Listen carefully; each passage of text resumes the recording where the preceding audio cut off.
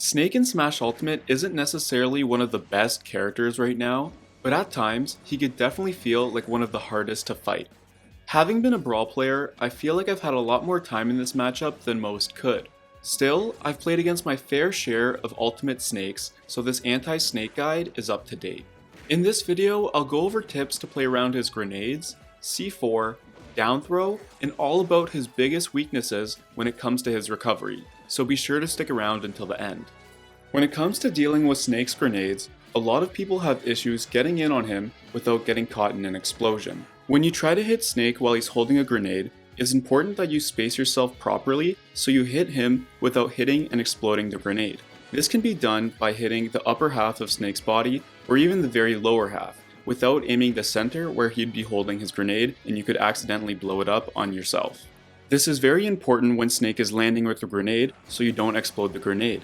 If you have disjoint hitboxes like a sword or any hitbox that doesn't overlap with a hurt box, be sure to make use of those because you could even hit him and the grenade without blowing up yourself because it's disjointed and it will just end up blowing up the Snake.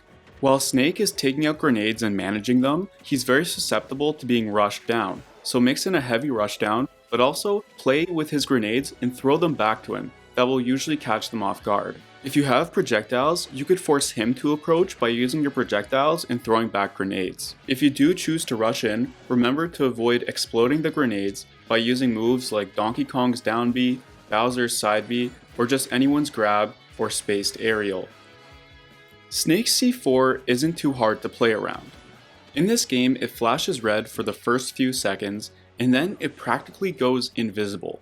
Seriously, it's very hard to keep track of, and don't think that you're smart enough that you will be able to keep track of it just by finding it on the ground. The second you see it being placed with that red light, make sure you do not forget where it is. As long as you know where it is, you should be able to avoid getting hit by it at all times.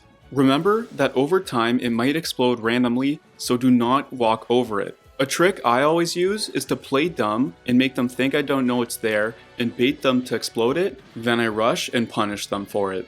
For some people, Snake's down throw is a problem because they keep getting strong follow-ups off it and don't know what to do.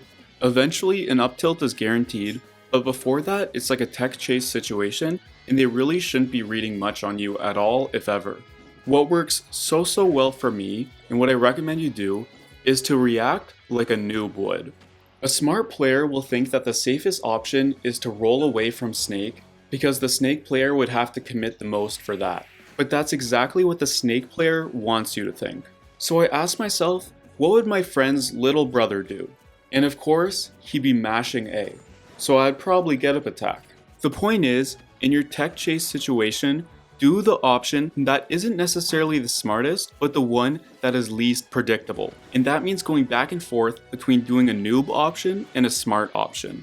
I want to quickly go over his Nikita missile, which is a real biatch when you're trying to recover. Your options are to air dodge through it, recover above it or below it, or try to fight it either with your recovery or with an aerial move because you can actually fight the missile. Honestly, the best way to deal with this situation is not to get into it in the first place. So recover as soon as possible if they usually go for Nikita edge guards. Finally, there's Snake's recovery, which is his huge weak point. It's very important that you take advantage of this. A Snake player will either up special, super high and go to the top, or will ride up the stage and go straight to the ledge. Or the third option is to go at a mid-level height and try to air dodge back onto the stage. Let's start with the mid-level height first because this is easiest to take advantage of. All you need to do is go in and hit him. But he's gonna air dodge that. So just bait the air dodge and punish. That's all you need to do here. If they recover from super high, the key is to avoid any specials that they try to land with, whether it be a grenade, a Nikita missile, or even a C4. Avoid that and go in for the punish. Remember, if they're in the air holding a grenade, aim to hit them with a disjoint or where you're not going to explode the grenade on yourself. There's also a high chance you could bait an air dodge when they're landing from so high above. When they choose to recover low and ride up the stage to the ledge, that's probably their safest bet.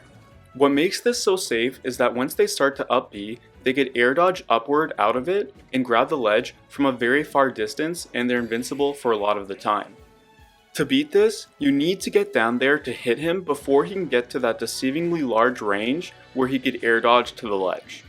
If he's recovering low but he's not going to the ledge, then he's going to blow himself up with a C4 to up B again. You probably won't be able to catch him in this position, so your best bet is to read where the C4 will blow him up and go for a spike or even a footstool. As you learn the launch angle of the C4 and its knockback, you'll get a good idea of how you could spike or footstool where he will end up. If there's an important point I missed, let me know in the comments. And also, tell me which anti-guide character you want to see me cover next. Don't forget to hit that DK thumbs up, spank that subscribe button, have a swell evening, and I'll see you next time.